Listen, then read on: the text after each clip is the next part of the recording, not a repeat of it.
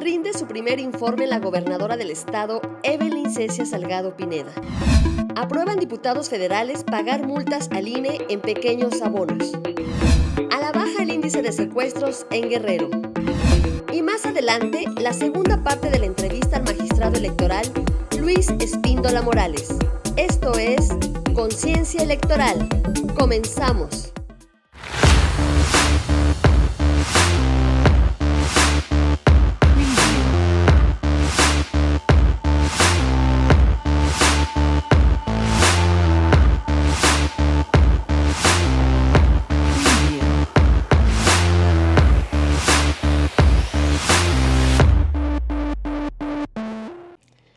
Hola, ¿qué tal? Les saluda su amiga Yuridia Marván Oregón. Quiero agradecerles a todos los que nos ven en Conciencia Electoral Televisión a través de las plataformas digitales en YouTube, a través de Facebook, oficiales de la FEDEGRO. Suscríbanse, den like y activen la campanita para que les lleguen todas las notificaciones de todos los videos que subamos al instante.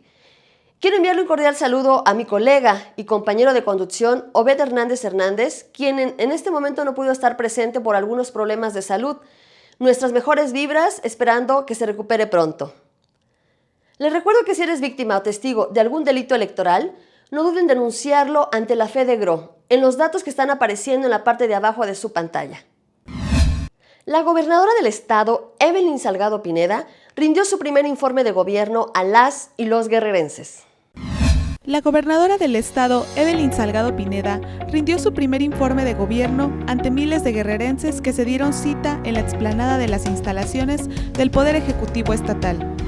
Puedo decir que hoy se han sentado en nuestro estado las bases de esta gran transformación, de la transformación que alcanza a todas y a todos por igual, que revoluciona conciencias, que rompe estereotipos y paradigmas, que profundiza en solucionar desde la raíz los problemas del Estado, para alcanzar como objetivos primordiales la paz, la seguridad, la justicia y el bienestar social.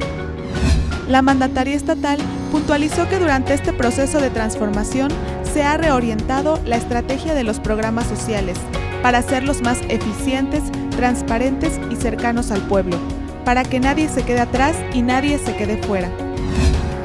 En este primer año hemos asumido con absoluta responsabilidad el gobernar un estado con los postulados de no mentir, de no robar y de no traicionar al pueblo. Nuestro ejercicio gubernamental, siendo austero hacia adentro para poder ser generosos hacia afuera, generar mayor inversión en obras, servicios y programas destinados a quienes menos tienen. Nunca más un gobierno rico con pueblo pobre. Ese es el compromiso que asumimos desde el primer momento. Precisó que la política pública que se aplica es socialmente eficiente, transparente, austera, integral e incluyente, innovadora y destinada a desterrar la corrupción y el soborno en todas sus formas.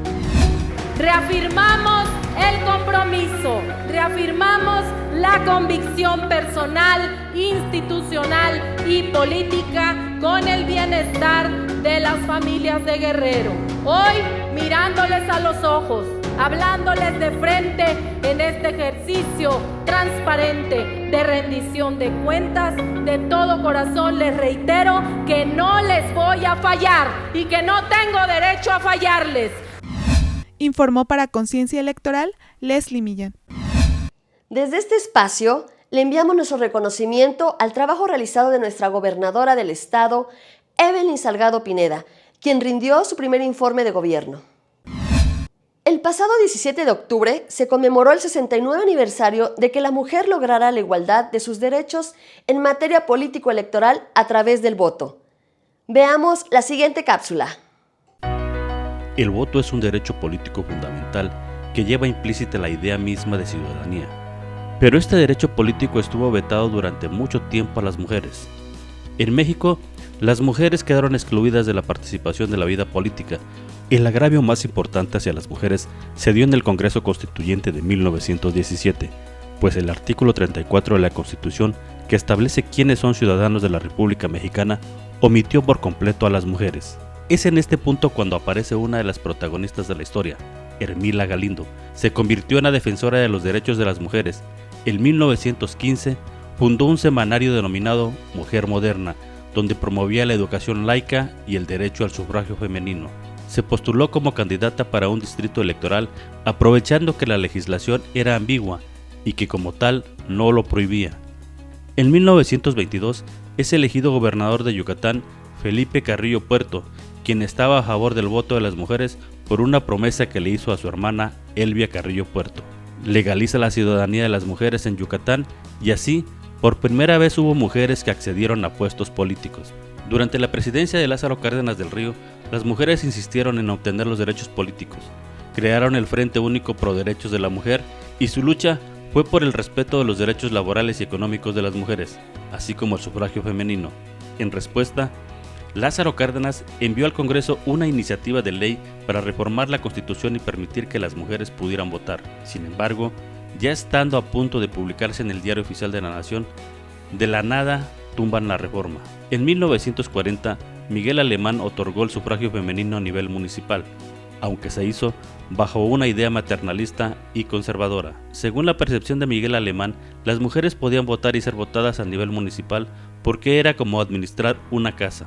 Para su postulación como presidente de la República, Adolfo Ruiz Cortines en 1952 prometió a las mujeres que podrían votar, y fue el 17 de octubre de 1953 cuando se hizo realidad el voto de las mujeres en México.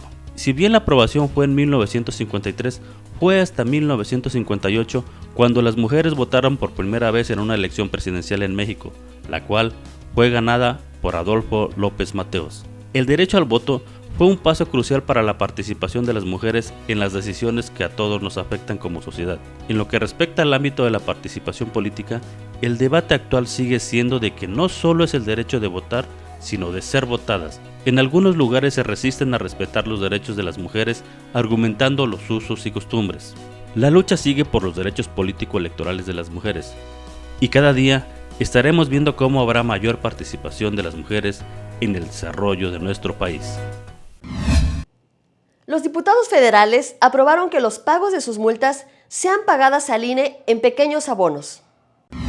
Con 466 votos a favor, 27 abstenciones y un voto en contra, logra el Congreso de la Unión el consenso para las reformas a la Ley de Instituciones y Procedimientos Electorales y a la Ley General de Partidos Políticos, aprobando que los descuentos del Instituto Nacional Electoral por concepto de multas y remanentes a los partidos políticos sea en abonos chiquitos, con retroactividad a ejercicios fiscales anteriores al 2022. Los diputados federales aprobaron reducir del 50 al 25% de descuento que podrá hacer al mes el INE a los partidos políticos en su financiamiento ordinario para el pago de multas y el descuento de remanentes. Sobre el caso de los remanentes, los partidos políticos podrán hacer su guardadito, pues no tendrá que devolver a la tesorería de la federación la totalidad del recurso que no gasten y podrán disponer del dinero cuando quieran. Solo en el caso de violencia política contra las mujeres en razón de género, los descuentos podrán ser del 50% del financiamiento mensual. Informo para Conciencia Electoral, Armando Yecli. Es tiempo de ir a una pausa. Regresamos.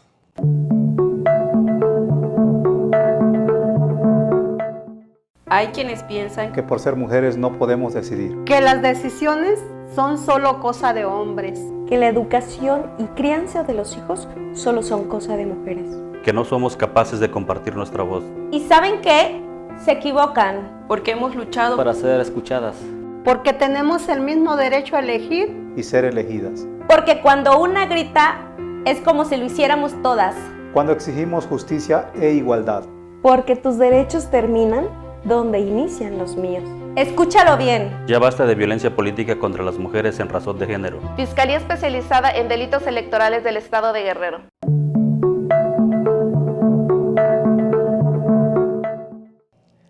En lo que va del 2022, va a la baja el índice de secuestros en Guerrero. Veamos la siguiente información. El delito de secuestro ha ido a la baja en el estado de Guerrero, reportando que de enero a la fecha se han registrado 12 ilícitos, de los cuales se han rescatado sanas y salvas a todas las víctimas, siendo la prevención el método idóneo que la ciudadanía está implementando de manera cotidiana para evitar ser víctima de estos tipos de delitos. Fíjate que en materia de secuestro hemos tenido un nivel muy bajo, a la baja nacional. ¿Por qué? Porque como las penalidades van de los 40 a los 140 años de prisión y existen mayor riesgo para los secuestradores, hemos visto una baja a nivel nacional. Sin embargo, a medida de extorsiones, los delitos van en aumento y se debe en medida que el ciudadano expone sus actividades diarias a través de las redes sociales y su telefonía móvil está sin candados. En la parte de la extorsión telefónica es donde se ha suscitado niveles elevados, ¿no? Por ello, esta prevención, estas sugerencias y estas medidas preventivas. Según la experta en la materia, el secuestro y la extorsión son delitos que se pueden prevenir. El delito de secuestro, ¿cómo poder prevenir? Cambiar rutas. Si tenemos la posibilidad de salir más temprano de nuestra casa, cambiar rutas, no ser rutinarios, cerrar nuestro círculo de información, no compartir información, manejar un perfil bajo, crear claves de seguridad o códigos de seguridad con mi familia, mantenernos en un perfil bajo, certificar al personal que voy a contratar, instruir al personal que me apoye en casa, instruir a mis hijos que no comenten y que no den información de nuestra vida personal o de nuestros ingresos. Y en la parte de las sugerencias o la prevención en la extorsión es importante tener palabras claves, es importante cerciorar y ser responsables de la información que repartimos en las redes sociales o que compartimos en las redes sociales. Es importante que mantengamos con código la verificación de 2 pasos en el WhatsApp, en el Telegram. Es importante también que tengamos muchísima comunicación con nuestros familiares. Si usted es víctima de alguno de estos ilícitos, puede denunciar los 365 días del año. ¿Cómo puedo denunciar? Es importante denunciar al 747-165-8355. Es una línea directa que se llama No Te Enganches. Podemos denunciar los 365 días del año, las 24 horas, los 7 días de la semana. Y solamente nos pueden mandar un WhatsApp con sus datos. Pueden ser iniciales o seudónimos o una llamada que no nos toma ni 10 minutos, brindarnos el número donde les están marcando, brindarnos la forma como están operando. Nosotros hacemos una investigación previa, se les regresa la respuesta y nos ayudan a documentar la base de datos y a poder bloquear los teléfonos celulares y los números de donde nos estén marcando o nos estén realizando esa extorsión. Informó para Conciencia Electoral Yuridia Gatica. La fiscal general del Estado, maestra Sandra Luz Baldovino Salmerón, inauguró los cursos de defensa personal implementado para los agentes de la Policía Ministerial del Estado. El fiscal especializado en delitos electorales del Estado de Guerrero, Miguel Alejandro Guisado Jaimes, asistió junto con personal de la FE de Guerrero a la inauguración del curso Defensa Personal y Técnica de Control y Sometimiento, impartido por los instructores Juan Carlos Aragón y Mauro Quirasco Barragán, en las instalaciones del Instituto de Formación y Capacitación Profesional de la Fiscalía General del Estado. Durante la inauguración, la fiscal general del Estado, maestra Sandra Luz Baldovino Salmerón, exhortó al personal operativo de la FGE para que pongan todo su empeño en aprender todo lo relacionado con defensa personal para aplicarlo al momento de realizar alguna detención, respetando siempre la integridad física y los derechos humanos de la ciudadanía guerrerense. Al término de la inauguración, se realizó una clase muestra de defensa personal por parte de los instructores y monitores que los apoyaron para realizar dicha práctica. Informó para Conciencia Electoral Leslie Millán. Vamos a otra pausa comercial y regresamos.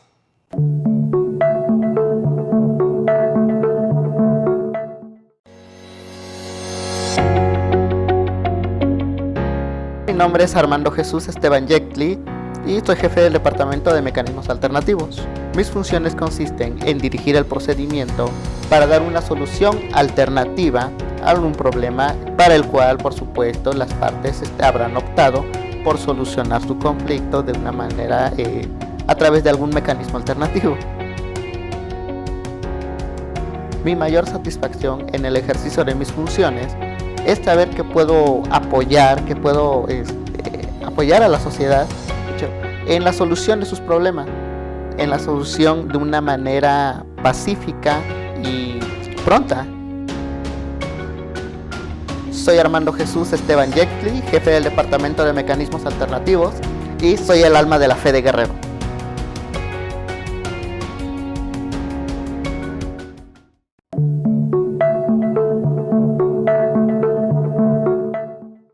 El fiscal especializado en delitos electorales, Miguel Alejandro Guisado Jaimes, acudió a la presentación de las memorias electorales 2021-2022.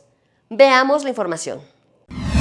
El fiscal especializado en delitos electorales del Estado de Guerrero, Miguel Alejandro Guisado Jaimes, asistió a la presentación de las memorias electorales 2020-2022 que realizaron los consejeros del Instituto Electoral y de Participación Ciudadana del Estado de Guerrero.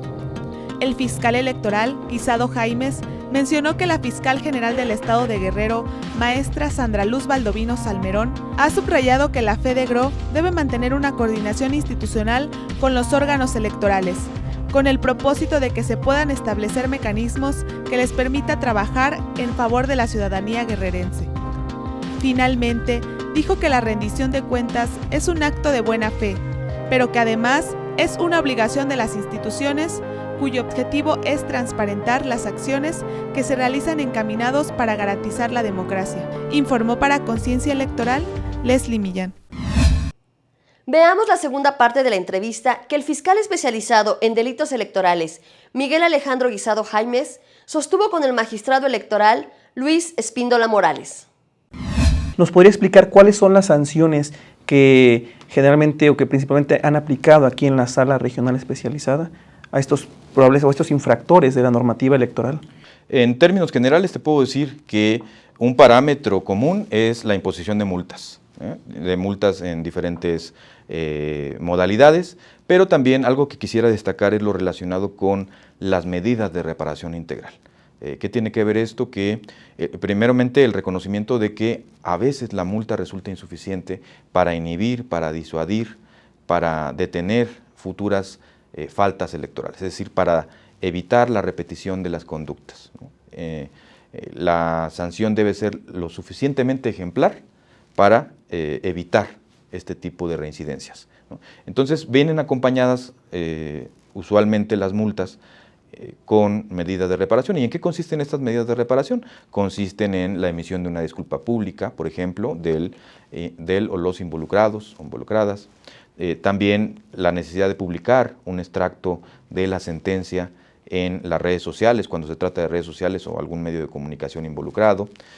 También la toma necesaria de un curso de capacitación para los involucrados en los temas en los que fueron infractores. Por ejemplo, si fue infractor en lo relacionado a la vulneración de los derechos de niñas, niños y adolescentes, pues un curso relacionado con estos aspectos, derechos humanos, protección a grupos vulnerables. Hemos tenido diferentes cursos de capacitación que hemos ordenado en cada caso, y también los relacionados, por ejemplo, en algún caso, con la emisión de algún programa periódico con entrega quincenal relacionado con violencia política contra las mujeres en razón de género, por ejemplo. Entre otras medidas, el retiro del material infractor, por supuesto. En el caso de radio y televisión, la reposición de los materiales que fueron omitidos, porque a veces los promocionales de radio y televisión no los transmiten como deben ser y tienen que ser retransmitidos, además de la imposición de las multas.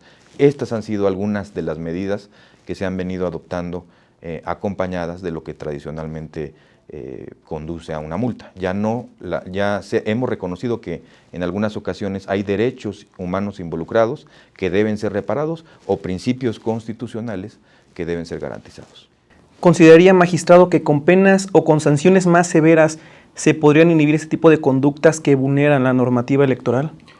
No necesariamente la emisión de conductas la emisión de las conductas y la imposición de las multas con mayor grado de fuerza o severidad va a traer como resultado la inhibición de las conductas, la falta de comisión de este tipo de infracciones.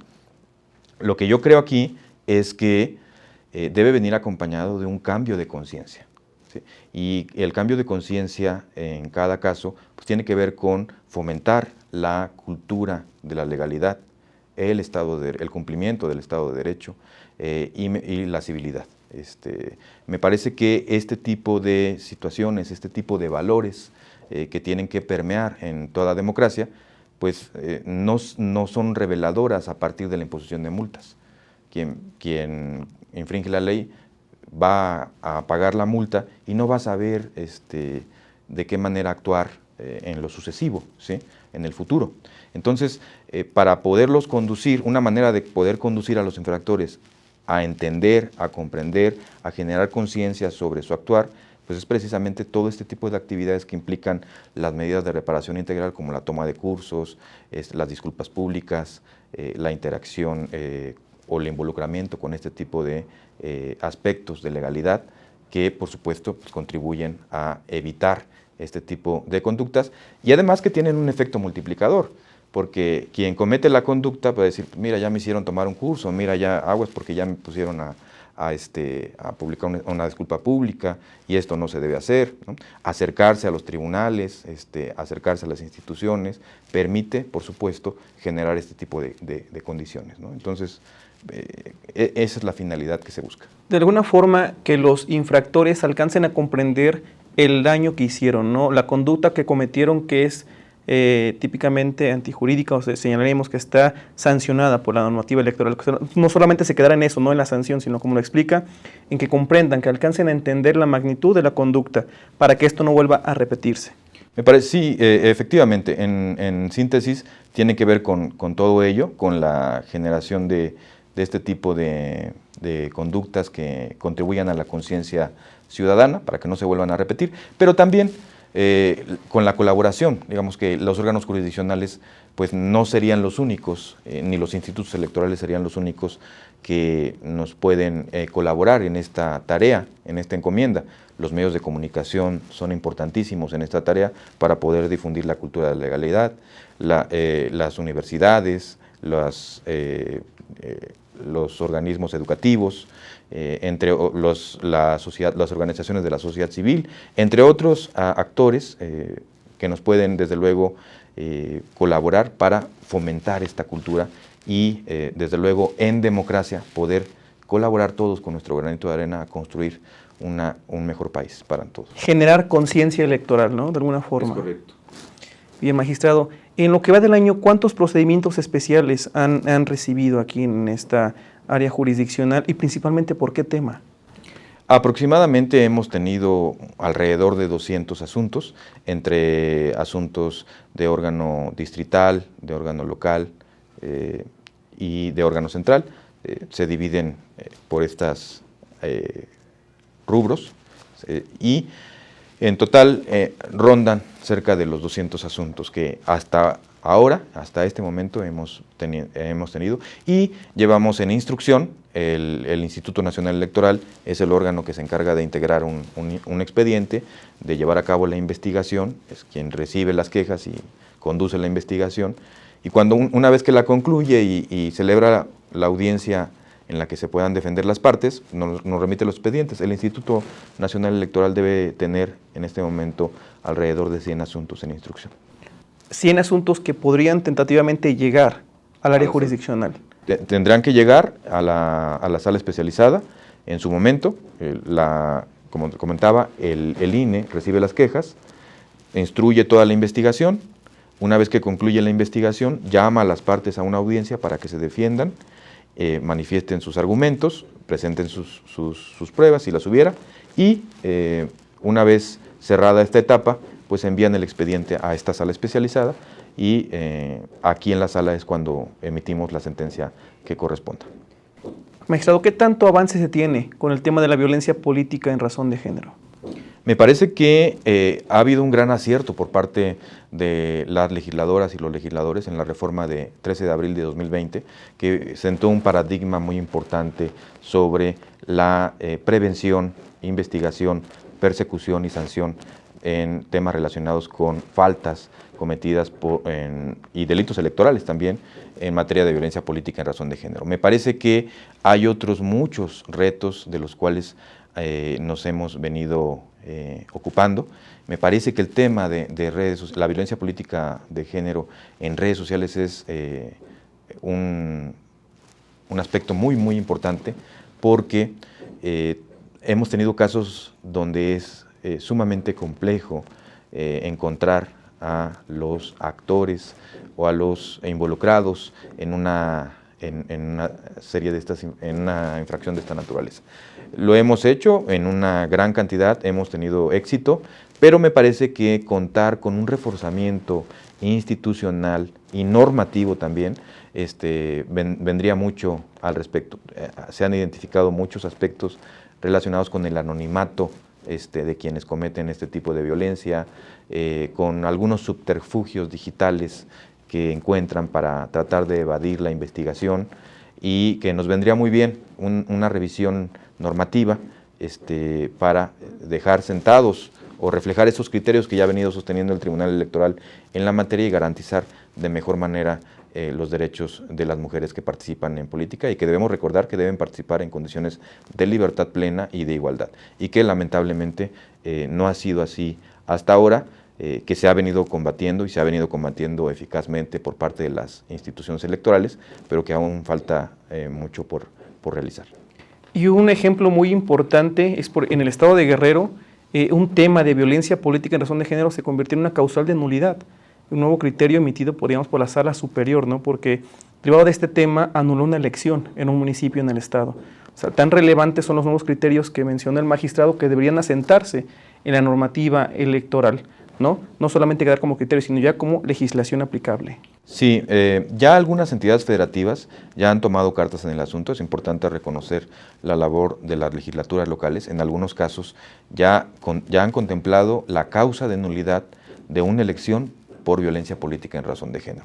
Y en este tenor, pues me parece que en el ámbito federal no nos deberíamos quedar atrás, y es necesario que esto se traduzca en una norma que permita ya contemplar la causa de nulidad, de invalidez de una elección por violencia política contra las mujeres en razón de género. Ya existen iniciativas en el Senado de la República, pero me parece que es importante que transitemos hacia ello.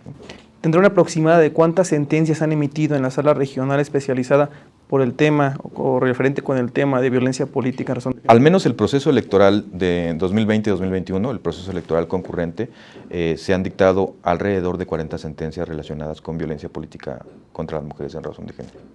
¿Cuál es su opinión, magistrado, con respecto a que la violencia política en razón de género pueda ser sancionada por la vía administrativa y por la vía penal? ¿Cree que se vulnera el principio consagrado o el precepto consagrado en el artículo 23 constitucional referente a que nadie puede ser juzgado dos veces por el mismo delito? No, de ninguna manera se contraviene este principio, porque un aspecto muy importante a destacar es que se trata de diversas materias. Cuando se dice que nadie puede ser juzgado dos veces por el mismo delito, tiene que ver con la materia penal. Y en el caso de las infracciones administrativas electorales tiene que ver con el derecho administrativo sancionador electoral, ¿no? Se trata de un tema son el aspecto penal, con sus vías, con su trámite, que como sabemos conoce de la investigación la Fiscalía Electoral respectiva, y en su momento es un juez penal, no un juez electoral, un juez penal, quien a través de una audiencia donde el fiscal o la fiscal solicitarán la vinculación a proceso, ¿no? Lleva esa vía en la vía penal. En el caso de las infracciones administrativas electorales, dependerá del tipo de elección. Conocerán las autoridades electorales locales de infracciones de esta naturaleza cuando se trate de elecciones locales, o conoceremos nosotros la sala especializada cuando se traten de asuntos relacionados de materia de elecciones federales, ¿no?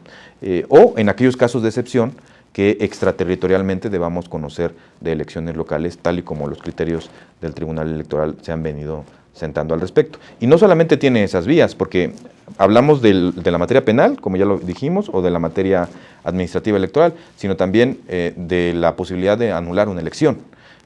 Se puede invalidar una elección por la comisión de actos de violencia política en razón de género. Pero no solamente de eso, existe una cuarta vía, que sería a través del juicio para la protección de los derechos político-electorales del ciudadano. En este caso, pues, tratándose de actos relacionados con violencia política contra las mujeres en razón de género, pues recordemos que estos se pueden cometer en el seno de los partidos políticos, habiendo o no un proceso electoral, durante el desarrollo de un proceso electoral o en el ejercicio de la función pública de las candidatas electas, donde hemos tenido casos en donde se han presentado este tipo de situaciones y donde el juicio para la protección de derechos político-electorales del ciudadano es otra vía para garantizar y desde luego restituir los derechos involucrados, ¿no? Podríamos decir que la principal diferencia radica en las leyes que lo norman, que lo regulan por la vía administrativa y por la vía penal, además del tipo de sanción, ¿no? Es correcto. Es correcto.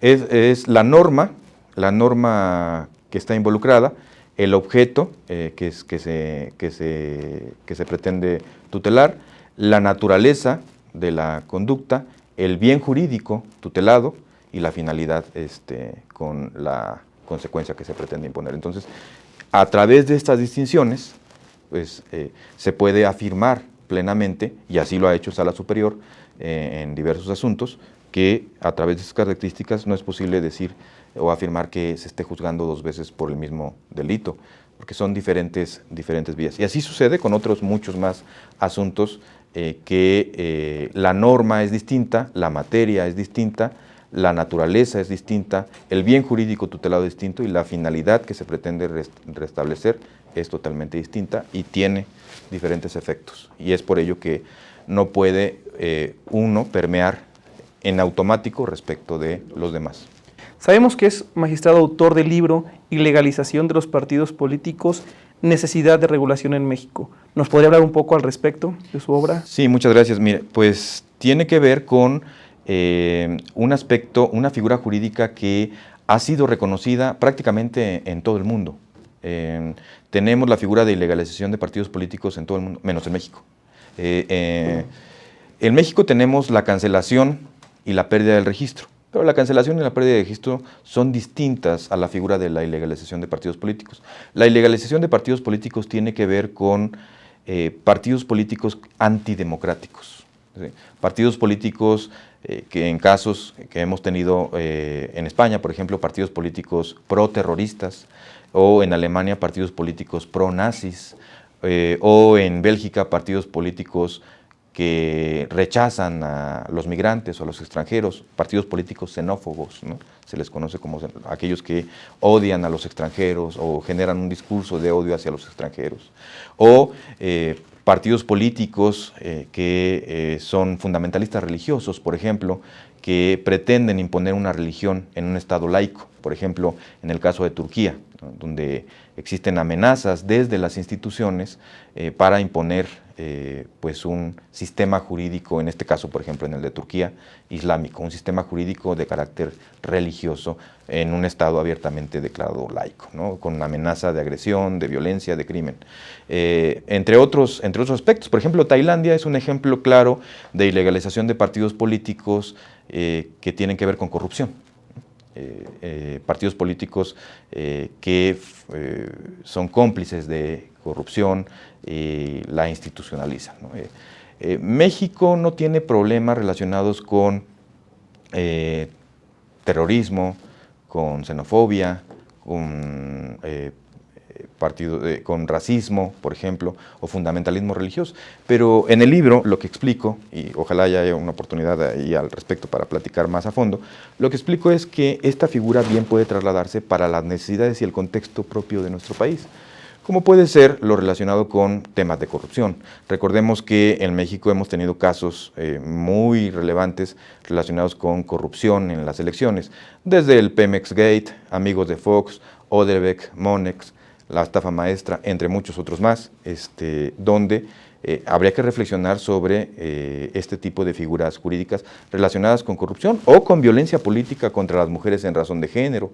Me parece que México tiene un grave problema de violencia hacia las mujeres y los partidos políticos pues han tenido mucho que ver en esta situación, ¿no? Desde la prevención, desde la contención, la investigación, la sanción de este tipo de conductas, ¿no? Entonces, estos son algunos de los aspectos que abordo en esta temática de ilegalización de partidos políticos. Tenemos un problema de narcotráfico, de crimen organizado, donde pues me parece que el financiamiento ilegal, el financiamiento ilícito, pues tienen mucho que ver en la problemática en México y que pueden convertir a partidos políticos que pudieran estar involucrados en esta circunstancia y que se acredite plenamente y de manera determinante este tipo de circunstancias, pues un procedimiento de esta naturaleza. Actualmente no tenemos la figura de ilegalización de partidos políticos y eso es precisamente lo que planteo en el libro. Primero, contar con esa figura, tenerla definida, las autoridades y las competencias de cada una de ellas, para poder transitar hacia ello, ¿no? Entonces, a grosso modo es lo que revela el libro que ya mencioné.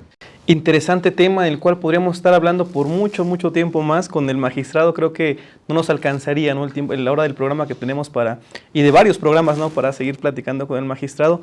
Sabemos de su apretada agenda y agradecemos enormemente que nos haya dado la oportunidad de tener una plática, una charla con usted, a pesar de sus múltiples ocupaciones, magistrado. Al contrario, muchísimas gracias y pues enhorabuena por el programa, muchas felicidades, agradezco enormemente la invitación y pues estamos a la orden aquí en la sala especializada. Muchísimas gracias, magistrado. Bien, esta fue la entrevista con el magistrado Luis Espíndola Morales, agradeciendo enormemente allá en el estudio a nuestros conductores Obed Hernández y Yuridia Marván. Buenas noches. Sin lugar a dudas, son importantes los datos que nos aportó el magistrado electoral Luis Espíndola Morales. Pues bien, hemos llegado al final de esta emisión de su programa Conciencia Electoral Televisión. Quiero agradecerle que nos sigan en las plataformas digitales de YouTube y Facebook de la FEDEGRO. Compartan, den like, activen la campanita para que les llegue las notificaciones de todos nuestros videos. También quiero recordarles que si son víctimas o testigos de algún delito electoral, no duden en denunciarlo en los datos que están apareciendo en la parte de abajo de su pantalla. Se despide de ustedes Yuridia Marván Oregón. Hasta la próxima.